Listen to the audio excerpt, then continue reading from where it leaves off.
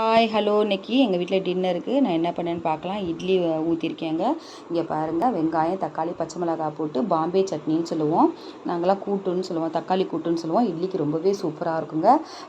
இட்லிக்கு தொட்டு சாப்பிட்டா ரொம்ப நல்லாயிருக்கும். ஒரு கடாயில் எண்ணெய் விட்டு எண்ணெய் காஞ்சதுக்கப்புறம் கடுகு போட்டிருக்கேங்க. கடுகு நல்லா வெடித்ததுக்கப்புறம் வெங்காயம் தக்காளி பச்சை மிளகாய் கட் பண்ணி வச்சுருக்கோம்ல, அதெல்லாம் போட்டு நல்லா வதக்கிக்கணும்.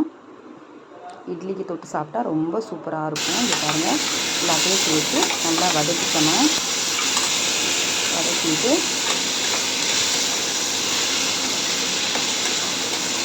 கொஞ்சம் மஞ்சள் பொடி சேர்த்துக்கோங்க, அப்புறம் உப்பு சேர்த்துக்கோங்க, கருவேப்பிலை போட்டுருக்கேன். நல்லா வதக்கி விடுங்க. தேவையான அளவு சாம்பார் பொடி கொஞ்சம் போட்டிருக்கேங்க. உங்களுக்கு எவ்வளோ தேவையோ அதை போட்டுக்கோங்க.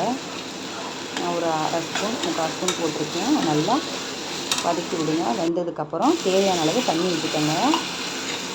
தண்ணி நல்லா கொதித்து வந்து வெங்காயம் தக்காளிலாம் வெந்ததுக்கப்புறம் பாருங்கள், நல்லா கொதிச்சிருக்கு. அதுக்கடையில் இட்லி வெந்துருச்சான்னு பார்ப்போம். இட்லி நல்லா வெந்துருச்சுங்க. இங்கே பாருங்கள், என் பையனுக்கு கூட்டு பிடிக்காதுன்னு அவனுக்காக தேங்காய் சட்னிக்கு ரெடி பண்ணியிருக்கேன். சூப்பராக வெந்துருச்சு. கொஞ்சம் கடலமாவு கரைச்சி விட்டுக்கணும். நல்லா கொதி வந்ததுக்கப்புறம் கடலமாவு விட்டோன்னு நல்லா கெட்டியாகும். கொஞ்சம் தண்ணி விட்டுக்கணும். சூப்பரான இட்லி ரெடி. இட்லி தேங்காய் சட்னி பாம்பே சட்னி ரெடி. வாங்க சாப்பிட்லாம்.